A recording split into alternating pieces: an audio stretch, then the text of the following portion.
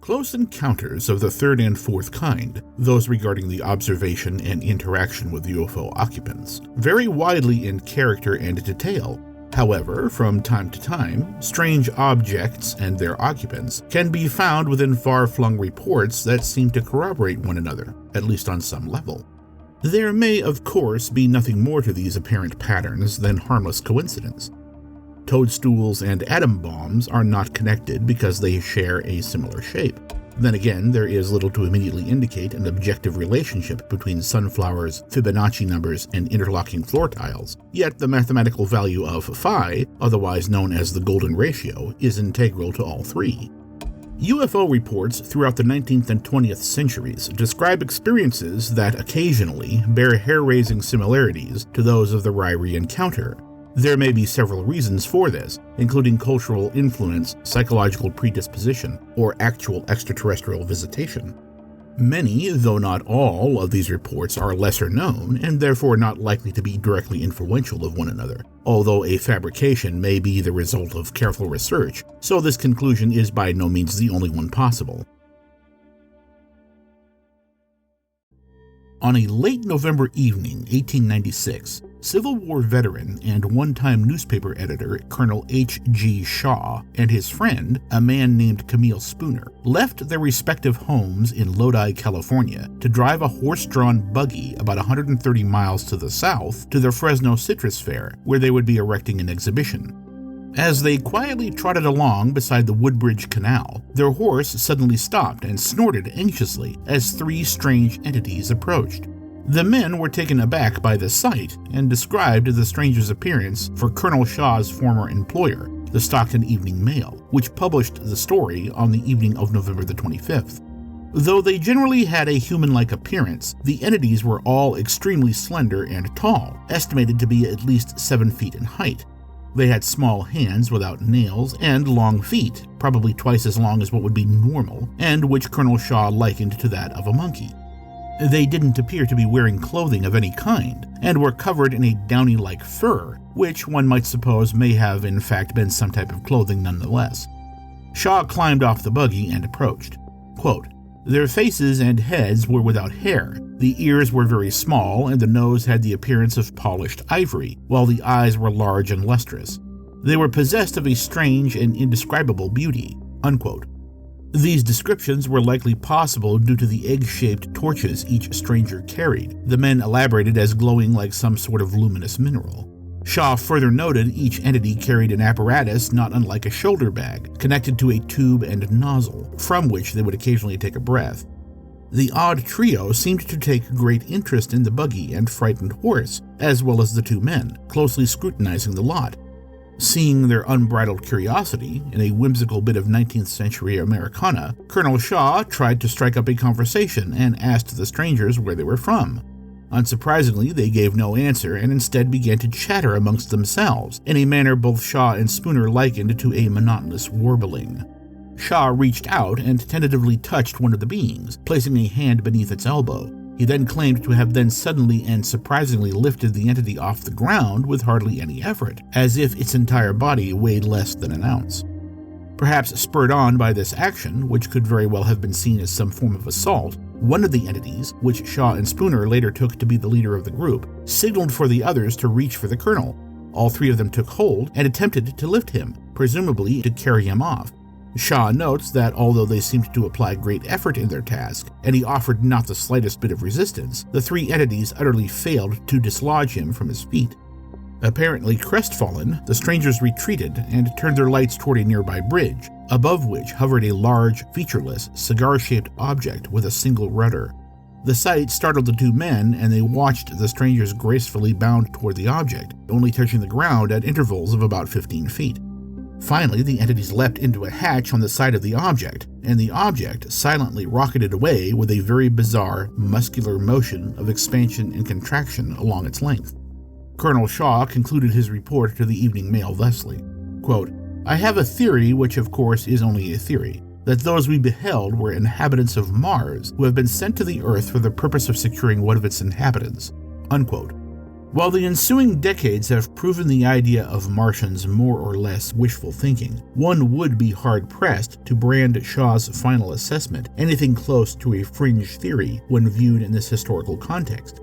At the time, it was widely believed that Mars itself displayed signs of civilization, the telescopic observations of famed amateur astronomer Percival Lowell including a host of complex surface canals that he deemed to be artificial in origin. Popular science fiction author Herbert George Wells was also in the process of writing his great tale of Martian invasion, The War of the Worlds, which would ultimately be first printed in serialized form in 1897, a further indication of contemporary public interest in the Red Planet. During the late 19th century, the idea of life among the stars was fresh and widespread. To those with even a tiny amount of astronomical knowledge, Mars seemed the most likely place to find extraterrestrial cousins, along with perhaps Venus. Of course, Shaw may have used this information to spin a fabulous tale to afford himself a laugh at the public's expense, though there are a number of curious features which seem to suggest the truth is not so simple. This case is widely considered the first journalistically published account of an attempted extraterrestrial abduction, although it is not the first such account of an unusual object seen in the skies, nor is it the first occurrence of what might be called a close encounter of the third or fourth kind. As in the Ryrie encounter, the entities seem to have great interest in earthly transportation methods, although the UFO occupant in Ryrie made no attempt to kidnap the hapless Willie Begay. It is also interesting that the description of the alien language was remarkably similar in each, even down to the use of the word warbling by respective witnesses. Though Shaw referred to the strangers as human-like, it is very apparent in his recollections that he considered them decidedly non-human.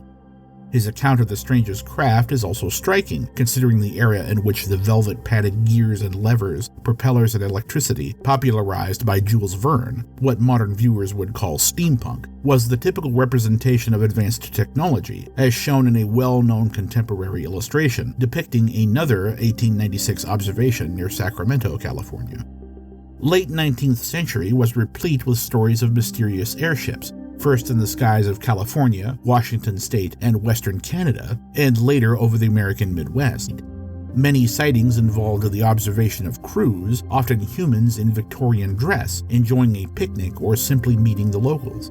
Other sightings involved angelic-like beings performing a land survey, and a band of goblins hurling balls of brimstone and fiery lava at observers watching from the earth below. Like Ryrie, Shaw and Spooner's account could be the result of a folie à deux, or the odd mashup of a dream and reality. Both events involved two men riding a lonely stretch of road at night, a few of the ingredients for a strange psychological potion. Of course, there's nothing to suggest either men were lacking in imagination. The tale could be sincere and objectively real, but newspapers at the time, as now, were not above a bit of sensationalism. An inventive tale might sell more editions than rock-ribbed truth.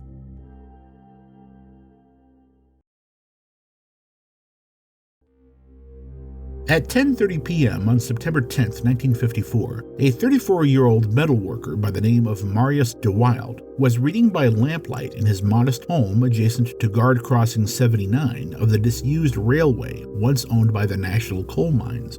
The moment de Wilde's wife left the room to retire, the family dog, Kiki, started howling furiously at something in the backyard garden. Believing a prowler was attempting to break in, de Wilde quickly grabbed a torch and ventured outside. Almost immediately, he spotted a dark shape about 6 meters distant, positioned on or about the nearby railroad tracks, and he at first assumed it to be an abandoned peasant cart or perhaps a forgotten farm cart, considering the extensive agricultural fields in the area. The dog, continuing to bark and whine, suddenly appeared at de Wilde's side, crawling on her belly. At this moment, de Wilde heard movement, possibly footfalls, behind and to his right. He turned and flashed his torch. Just beyond the fence, quote, "I saw small beings emerging from a nearby path. They were running towards the railroad crossing. The beam of my lamp lit the head of one of them. I was dazzled by a reflection similar to that which a glass object can emit." Unquote. A later, more detailed description was given of the beings and their behavior. Both were about 100 centimeters tall and had very wide shoulders and short legs in proportion to their torsos, although strangely, DeWilde notes that he did not see if they had any arms. Both walked in single file, wearing something reminiscent of a diving suit. Startled and more than a little confused, DeWilde dashed toward the garden gate, hoping to tear through and block the entities, perhaps even grab one. As he came within about 2 meters of his target, something like a door opened up on the side of the object on the railroad track, and a beam of light, apparently as bright as a magnesium flare, originating from the object's interior, blinded him. DeWilde shut his eyes against the intense light and found himself unable to move his legs, although this may have been a natural consequence of mental shock rather than any sort of paralyzing effect from the beam. During the next few seconds, he heard the sounds of footfalls pass the gate and go towards the tracks, crunching across the bed of stone ballast. The light winked out and he opened his eyes, finally able to move. The pair of beings nowhere to be seen. The object, which DeWilde could now see was shaped like a cake cover, slowly rose from the tracks. At about 10 meters altitude, the object hovered, emitted a small jet of thick, dark vapor from its undercarriage, and glowed red until it resembled a ball of fire. The object then zipped away in a westerly direction, the entire affair lasting 2 or 3 minutes. Stunned, DeWilde immediately went inside to wake up his wife, went next door to do likewise to his neighbor, then ran to the nearby town of Unan, about 2 kilometers to the west, to report his experience to the local police. DeWilde was so upset as he relayed his fearful encounter with the strange little armless people. The police on duty apparently took him as a drunkard or a lunatic. Despite the late hour, DeWilde refused to be dismissed out of hand and then went to the office or perhaps the home of the police commissioner, a man by the name of Grochet. Grochet found DeWilde to be badly shaken and trembling, complaining of abdominal cramps, likely brought on by stress. Although skeptical, it was Grochet's opinion the strange tale was not simply a prank. The next morning, he would file a detailed report based on DeWilde's tale, prompting several official investigations to descend on the DeWilde home, including the Air Police and the Department of Territorial Security. Examination of the scene indicated no trace of footprints on the path beside the house, although investigators noted the ground was very hard and such evidence was unlikely in any case, but several oddities were seen around the railroad tracks. Some of the rock ballast had been freshly trod upon, and an area of rocks appeared to have been calcinated from exposure to very high temperatures. Also, 3 of the wooden ties had square indentations, which appeared to be fresh, as they were sharply cut by some great downward pressure, which was later calculated by an engineer to have been at least 30 tons. Interestingly, several other homes in the area reported seeing an unexplained red light passing through the sky on the night in question, although the whole north of France was in the midst of a UFO flap at the time, and any relation between these cases may be wishful thinking. Sadly, DeWilde's dog, Kiki, took ill and died a mere 3 days after the event. This is certainly an interesting coincidence, but really means little, as nothing is known about the health of the animal up to that point. A small number of cows were found dead among the nearby farms, their blood mysteriously drained. This may be a genuine enigma, but there is really no reason to link cattle mutilations to UFO activity, at least in Corral. This case is often listed as a probable hoax, yet there is little reason to deem it so, other than the general strangeness of it. Marius DeWilde wasn't known as a jokester, and there was little to be gained by such a tale, save some personal publicity. Then again, there is very little corroboration apart from the claims of apparent effects on the railroad crossing. Since no active samples were taken and alternative causes were not investigated, these are not and should not be viewed as definitive. At approximately 5:30 a.m. on July 30th, 1959, 42-year-old Eileen Moreland exited her home and briskly walked across her modest farmyard toward a cowshed, where she would undertake the daily chore of milking the family's small herd of dairy cows. Upon reaching the shed, she switched on a light and radio, retrieved a torch, and proceeded across the adjacent 3-acre paddock, a 100-yard deep rectangular plot of pasture land partially bordered by rows of tall Monterey pine. About halfway across the paddock, Mrs. Moreland noticed a distinctive green glow emanating from the overcast clouds, the underside of which were later estimated to be approximately 2,000 feet in altitude. Quote, "I noticed that I was bathed in a green light and that all the paddock was green too." Unquote. In a later written statement, she claimed that the glow was intense enough to obliterate the beam from her own torch, and that as she watched the clouds overhead, two bright green lights, surrounded by a circular formation of smaller orange lights, later described as pulses of orange-colored flame originating from two rows of small jets, emerged. Understandably overcome with a sudden sense of naked defenselessness, Mrs. Moreland quickly dashed for the tree line where the cows were clustered, hoping to observe the goings-on in a more discreet manner. The cluster of lights descended toward the southern end of the paddock, ultimately stopping to hover about 10 to 12 feet from the surface, within about 120 feet of Mrs. Moreland's hidden location. Behind the lights, she could make out a disc-shaped, structured metallic object about 25 feet in diameter. She noted a faint hum. After a few seconds, quote, the jets stopped and a light was switched on in what appeared to be a perspex or glass roof or dome, which glowed, unquote. She further elaborated that within the dome, two men sat, one behind the other, dressed in suits made from something she later likened to aluminum foil, with large opaque helmets. They did not appear to be facing her. As she watched, the figure in the rear rose from his seated position and outstretched his hands, possibly bracing himself against the interior of the dome, as if to lean forward to see the ground below, or perhaps some bit of instrumentation. The second figure never moved.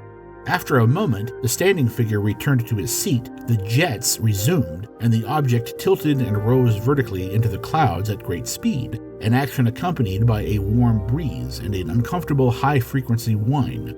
Afterward, Mrs. Moreland noted a strong, peppery scent on the air, a description which might suggest the lingering presence of ozone. Badly shaken, Mrs. Moreland collected herself and hurriedly ushered the cows toward the milking yard, hearing the town clock strike 5:45 as she did so, indicating the entire event lasted no longer than perhaps 3 minutes. Curiously, throughout the event, the cows in the paddock seemed unperturbed, despite their close proximity to the object.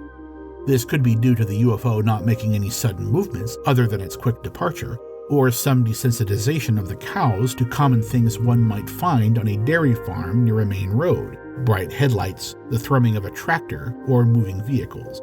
Still, cows are notoriously easy to stress, so the discrepancy seems odd. Nevertheless, after milking the cows, undoubtedly looking over her shoulder the entire time, Mrs. Moreland rushed inside the house to awaken her family with her unbelievable story. Her husband, Frederick, a civilian contracted patrolman at nearby Royal New Zealand Air Force Base at Woodbourne, urged her to contact the local police as he himself would inform RNZAF officials. Although after effects of the observation have been reported, both to Mrs. Moreland and to the location, most, if not all, could be the result of psychosomatic reaction or misperceived natural phenomena. In fact, a report filed by a Flight Lieutenant Young expressly stated, in regards to the Moreland encounter, quote, the grass field has not become discolored and has not been plowed since the event, nor has Mrs. Moreland been unwell since the incident, unquote.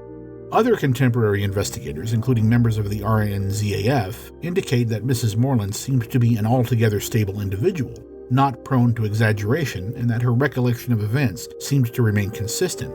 However, in a lesser-known 1959 interview conducted by Flight Lieutenant Charles Milford Jennings, Mrs. Moreland claimed that her initial summary of the events was not quite accurate. It seems that, according to Mrs. Moreland, after initially walking into the paddock and seeing the green glow above, the object descended toward the ground near her while she was still within plain view. One of the men, who was, it seems, missing his left hand, disembarked from the object, it is not clear how this was accomplished, and approached her, shouting in some strange language. At this point, Mrs. Moreland swung out with her torch and ran for the trees, terrified. Either unwilling or unable to pursue her, the man reboarded the object, again it is not exactly clear how, and the incident more or less played out as before. Historically, the Blenheim encounter was the first UFO incident reported to officials in New Zealand that did not have the characteristics of an early contactee claimant, with beatific and usually statuesque members of a galactic council offering a ride around the solar system and wisdom about the dangers of atomic weapons. Mrs. Moreland's account, even the more incredulous elaboration into a close encounter of the fourth kind, has a very nuts-and-bolts structure, a series of events without speculation of motivations or esotericism. Some of the events are strange to be sure, but Mrs. Moreland only claimed to be a simple victim of circumstance and not cosmically special in any way. She just happened to be at the area upon which the UFO happened to descend. One interesting feature of the Blenheim event is that it shares an inordinate number of details with the Ryrie, Idaho encounter, despite taking place 8 years prior. These include a relatively small object with a transparent domed superstructure, prominent and intense green and orange lights, the close observation of 2 entities, one of which was inactive throughout the event, at least one entity described as wearing an elaborate environmental suit, a failed attempt at verbal communication initiated by an entity at close range within 5 meters, and an intense fear experienced by the witness that lingered for some time after the event was over. Like the 2 men during the Ryrie encounter, Mrs. Moreland was more or less geographically isolated from others, though she was alone, which is admittedly a convenient excuse for the lack of corroborating witnesses. Mrs. Moreland was also perceived by other people immediately after the event as emotionally affected, a behavior that is not easy to fake and seems to indicate that the claimant at least believes the claims made. Of course, some attributes of the Blenheim case are distinctly different than those found in Ryrie. The general morphology of the entities are quite unlike, as is the behavior and nature of the associated UFO, which seemed to appear out of nowhere in Idaho and arrived in a more or less normal manner in New Zealand.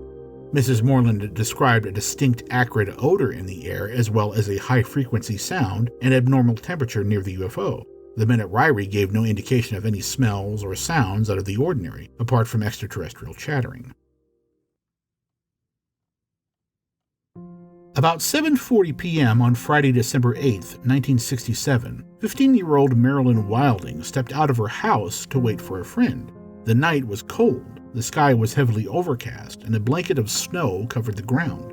Almost immediately, Ms. Wilding noticed a reflection from a light source originating above and behind her. She then turned around to see a large, bright light looming near her house, partially obscured by the edge of the roof. To get a better look, Ms. Wilding walked further out into the front yard. As her eyes adjusted, the white light resolved into a circular object about the size of an automobile. During a later interview conducted by Claren Ricks for NICAP, she surmised the object was close enough to have hit it with a thrown rock, perhaps only 50 feet distant. As she watched, flabbergasted, the object tipped slightly and rotated several degrees, giving her a somewhat better view, though the ongoing glare made it difficult to discern small details. The object was saucer-shaped with a transparent domed top. Inside the dome were a pair of human-like figures. Ms. Wilding ran back into her house to alert her siblings. Neither her mother nor her father were at home at the time, but probably under the impression she was pranking them, they refused. Ms. Wilding returned to the front yard just in time to see the object rotate clockwise and to move away in a northerly direction. As it receded, the light dimmed, changing from white to orange in color. Once again, Ms. Wilding ran inside to urge her brothers and sisters to witness the object, which they finally did through a window. Later, a neighboring family named Schultz also claimed to have witnessed the UFO, although this was likely only as it departed, and amounted to little more than the recollection of an unusually bright light in the direction of the Wilding house. Considering some of the details, the timing and location of the Idaho Falls sighting is striking to say the least. The Ryrie encounter occurred just over a month before and only about 10 miles away.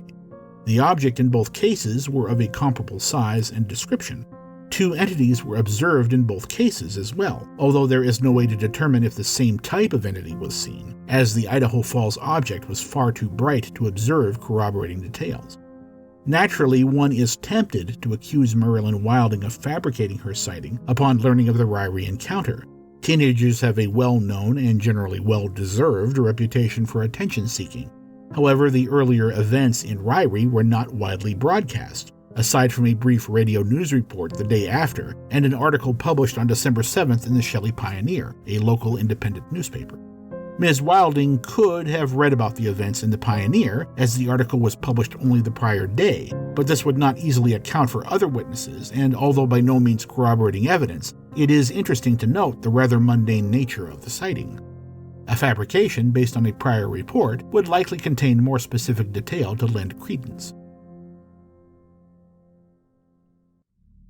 About 7:30 p.m., husband and wife Buck and Grace McMullen and their son's fiancée, a young woman named Sharon Burgess, were sitting down for dinner when the family dog, then chained up in the front yard, began to whine and howl as if in great distress. Within moments, it tore free of its chain and broke through a screen door in a desperate effort to take refuge under the dining table.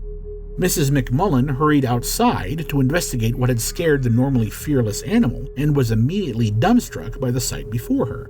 About 150 feet from the house, a transparent, spherical object about 30 feet in diameter bobbed gently, hovering at an altitude of about 10 feet over a small vacant field beside a tall palm tree, which Mrs. McMullen used for scale.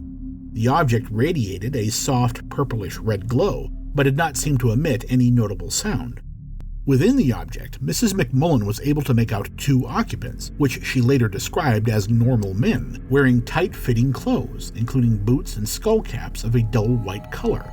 Both occupants were standing. She did not see any sort of seating for them to use, manipulating a horizontal bar attached to some spindle-like mechanism. The manner in which each man pushed or pulled his end of the bar seemed to greatly affect the motion of the object. However, there seemed to be no obvious source of power or means of propulsion. Although Mrs. McMullen quickly switched on the porch light, hoping to get the visitor's attention, indeed a questionable action as she later admitted to being quite frightened, the strange men remained aloof. It is possible they were simply not looking in her direction, as Mrs. McMullen did not recall seeing their faces. At some point after this, Mr. McMullen and Ms. Burgess came out and found themselves agape at the same object. Mrs. McMullen recalled repeatedly asking her husband and future daughter-in-law if they were seeing the same thing as herself, still unsure if she was experiencing a hallucination. To her distress, they answered in the affirmative. As the 3 stared in mounting trepidation and confusion, the dog once again burst through the closed screen door and bolted down the road, howling the entire time. A moment later, the object rose into the air and slowly receded until about a mile distant. With a silent burst of sparks and flame, the object finally shot out of sight. The witnesses later estimated the entire episode lasted no more than 10 minutes. Sharon Burgess was so shaken by the encounter that she immediately left the McMullens to return to the perceived safety of her own house. Ms. Burgess had been visiting her future in-laws in the hopes of speaking to their son, who was due to telephone from his post in Vietnam, where he was deployed as a member of the U.S. Army. The fact that she was suddenly willing to disregard such a rare opportunity to speak with her future husband is significant. For their part, Mr. and Mrs. McMullen went into the field just after the UFO left the scene and could find no evidence that it had ever been present, although they had both noticed the overpowering scent of ammonia. The source of the odor was never determined. Police were called soon after, and a brief investigation was conducted around the house and field. Again, no physical evidence of any kind was found, the unusual odor having since dissipated. The behavior of the family dog, if it is to be believed, is perhaps the most intriguing part of the report, and it is also worth noting similar details in the 1954 encounter in Coralbo, France. Animals are not susceptible to many of the vagaries of the human mind, such as a tendency for misperception, deception, or delusion, though the latter is conceivable. It is possible the dog was reacting to something ordinary, and that the witnesses simultaneously suffered a delusion or hallucination, but this seems highly unlikely. The simplest explanation would seem to be the dog was frightened by something objectively real and something at least it deemed unusual. Also, though uncommon, the pungent scent of ammonia or something similar, like ozone or chlorine, is a detail found in several other unconnected encounters, such as that in Blenheim, New Zealand. This could be the result of the UFO interacting with the environment. It could also be the result of a rare meteorological phenomena, such as ball lightning, creating some odd atmospheric chemistry. Since strong odors around UFOs are not the norm, perhaps they are nothing more than an odd coincidence. Many UFOs are seen without any accompanying odor, and many strong odors are noted by people who do not claim to see a UFO. There is bound to be some crossover between the two groups. Interestingly, a few minutes before the McMullens' close encounter, at a short distance to the north, 2 adolescent boys, Wally Simons and Larry LaRose, witnessed a spherical, brightly illuminated object rise from the ground near the Medulla School. They later reported seeing the object perform a series of maneuvers, including repeatedly gliding left and right. Eventually, the object moved away in a straight line away from the boys, though from reports it is unclear as if this was ultimately toward or away from the McMullens' residence. There is no way to be sure if this sighting is related to the McMullen close encounter, as is often assumed, but the location and timing are nonetheless intriguing. Some retellings of the Lakeland encounter include ancillary details, such as the UFO being watched from inside the house and the malfunctioning of a television during the encounter. as the version presented in this video is based on a contemporary report, published within 8 months after the event in the May 1969 issue of Fate magazine. These details appear to be later additions. Doreen Kendall, a nurse at Cowichan District Hospital on Vancouver Island, was just over halfway through her early morning shift in the extended care for the elderly unit on the second floor of the hospital's east wing. At about 5 a.m., Nurse Kendall and her direct supervisor, Nurse Frida Wilson, entered a 4-bed ward to begin their round of care. Nurse Wilson began to work with the patient beside the door, and Nurse Kendall began on the patient the next bed over, which was beside the room's large single window. As was typical for that time of the morning, Nurse Kendall took a moment to open the drapes and was confronted by a reality-bending sight. Quote, "Just as I pulled the drapes, a brilliant light hit me in the eyes. It was still dark outside, but about 60 feet away, right above the children's ward, there was this object so big and bright I could see everything clearly." Unquote. She further described the object as circular and colored a metallic silver, the lower half shaped like a bowl and about 50 feet in diameter. This estimation was based on the fact the object seemed to span the width of 5 or 6 windows of the adjacent children's ward, a known dimension. The top half was comprised of a transparent bubble, or cupola. A series of lights ringed the outer rim of the object, and the section within the cupola was well lit, enough for her to make out several intriguing details. Visible within were 2 human-like entities, estimated of at least 6 foot in height, one in front of the other, dressed in dark, uniform-like clothes and some form of face-covering headgear. Both were standing, but unlike those witnessed in Lakeland, Florida 15 months earlier, each entity was in front of some sort of knee-high stool with a short backrest. The frontmost occupant, the individual on the right from Nurse Kendall's perspective, was beside some sort of large chrome-like instrument panel covered with large and small circles, possibly dials or gauges of some kind, that glowed brightly. The panel took up about half of the visible interior. As Nurse Kendall watched, the other occupant turned toward her. Whether her intense observation was noticed isn't clear, and touched the first on his back, who then grabbed a rod-like mechanism with a spherical top that protruded from the deck, similar to an airplane joystick. The man then manipulated the rod and the object tipped a few degrees toward her, then began to rotate in an anti-clockwise direction and slowly recede. As the lower half of the object rotated into view, a central bright red light became visible. Nurse Kendall found herself entranced and did not think to alert the others in the ward, eventually realizing the need for a corroborating witness. Quote, "I was so taken with the flying saucer that I didn't call anyone. I felt mummified and fascinated and stood there for about 5 minutes watching before I called the other nurse, Mrs. Frida Wilson." Unquote. For her part, Nurse Wilson later described the events as she experienced. Quote, "I noticed Miss Kendall standing at the window and wondered what she was looking at. In fact, I was just going to see when she beckoned to me, and then I saw this great, big light over the patio outside the children's ward. I'd say it was quite a bit larger than a car. It looked circular in shape, and the far side seemed to be higher than the side near us. It was moving around slowly, and then it started to move away. I didn't really see any top or bottom to it. It was all just tremendously bright." Unquote. Both women dashed into the adjoining hall into the nearby nurses' station to tell the other workers what they had just seen. At first, they were disbelieved, but 2 nurses by the name of Appleby and Clarkson were eventually convinced to return to the ward. The object was now quite distant, but its lights were still evident as it drifted toward the southeast and slipped behind a copse of trees. 2 more nurses arrived, and the group watched intently, hoping to catch another glimpse.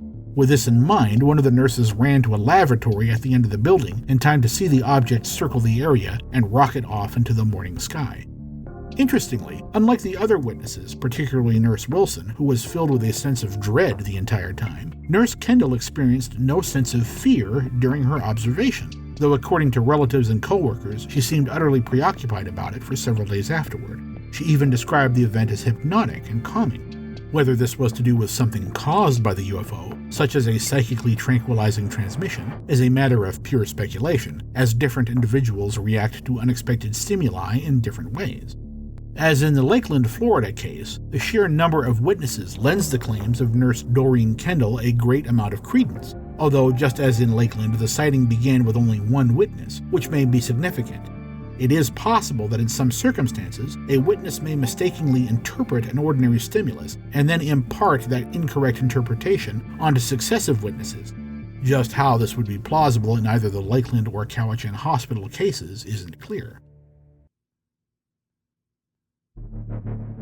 Perhaps as strange as the events at Ryrie is the report made by a 63-year-old retired car salesman, Thomas Dawson, from Pelham, Georgia. Unlike other cases featured, this case involves more than two entities, but other aspects are strangely similar, enough to make for genuine intrigue, if not suggesting an ongoing pattern. Mr. Thomas Dawson left his mobile home on a pleasant Saturday morning, escorted his daughter to the mobile home of a friend, Linda Colby, and took a leisurely walk toward a nearby fishing pond with his two dogs. Mr. Dawson and his dogs passed through a cow pasture and a small grove of trees, approaching to within approximately 100 feet of the pond, when a disc-shaped object about 40 feet in diameter suddenly appeared and proceeded to hover 4 or 5 feet above the ground directly in front of him. Mr. Dawson later described the object as having a cabin-like protrusion on top, which was oddly multicolored, but was apparently somewhat transparent, akin to a soap bubble in the midday sun. He further claimed that he, his dogs, and the cattle that were currently within view in the distance seemed utterly paralyzed. One of his dogs had even been caught in mid-stride, its front legs suspended in mid-air. The paralysis seemed to have no effect on Mr. Dawson's senses, however, since he continued to see and hear the ensuing events. As if this wasn't strange enough, a hatch opened beneath the object and 5 entities disembarked. 2 more entities appeared within the object's protruding superstructure and remained motionless throughout, Dawson describing them as sentries. All of the entities were vaguely humanoid, with hairless, milky white skin, no necks, and sharply pointed ears and upturned noses. Interestingly, Dawson noted that 2 of the 5 entities now before him appeared to be female, and 2 of them, 1 male and 1 female, were completely nude. The others were dressed in Spartan one-piece uniforms of an indistinguishable color. The disembarked 5 then began to converse among themselves in a high-pitched gibberish, and each in turn hesitantly approached and performed a series of examinations. After each procedure, the associated entities would return to the object, collecting a modest bit of flora from the immediate area before they did so. A hoop-like device connected to a box with a complex system of dials was placed around Dawson's midsection. A cap of some sort was then placed on his head, and a human voice seemed to emanate from the hovering object, repeatedly announcing, "I am Jimmy Hoffa." Admittedly, even the most credulous UFO contactee would find this non sequitur difficult to swallow, but considering the undoubtedly fantastical state of mind he was in at the time, it is possible that Mr. Dawson misinterpreted what was actually transmitted, or the origin of the thought was in fact internal and random, rather than from the object itself. Labor leader James Hoffa, who had famously vanished in the summer of 1975, was last seen in a suburban Detroit restaurant. Why strange entities, or even Mr. Dawson himself, would suddenly broach the subject, let alone make a personal declaration, is left to the viewer's imagination. Farcical transmission or not, the cap was then removed from his head, and, gibbering away, the last entities entered the object, which quickly rose 75 to 100 feet into the air and vanished, all without a sound. Dawson, his dogs, and the nearby cows were immediately free of their stasis. Dawson ran back to the mobile home park, a 300-yard journey uphill, and, wheezing, got the attention of Linda Colby, who was working in her yard. It was now 9:15 a.m.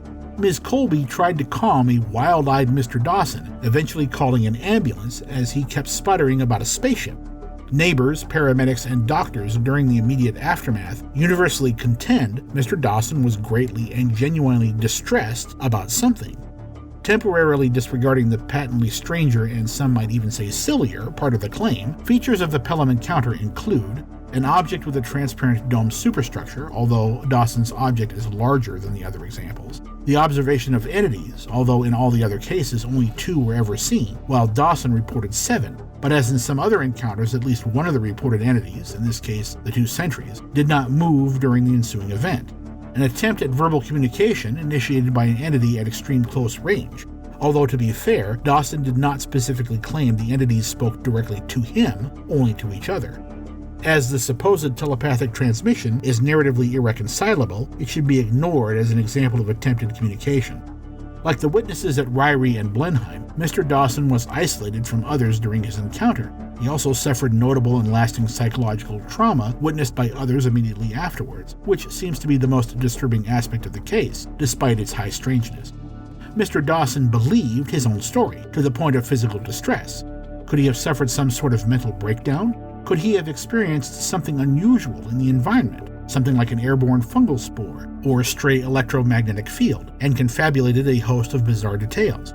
Presumably, he had been to the fishing pond on more than one occasion. Why hadn't he ever experienced these effects before? If we allow ourselves to accept any part of his claim, we are all but obliged to accept the rest. After all, is a telepathic transmission any harder to believe than half-nude space aliens? Considering the lack of corroborating evidence, no one should take the story at face value. Yet something undeniably happened to Thomas Dawson. Whether one accepts the idea of close encounters or finds the concept completely absurd, one cannot deny that the phenomenon holds a certain amount of fascination, if only for potential pay dirt within the field of psychology. But just in case such encounters have more than a veneer of truth, or even if they don't, we should all take a moment and consider our place within the universe, and remember, to any life among the stars, it is we, not they, who are the aliens.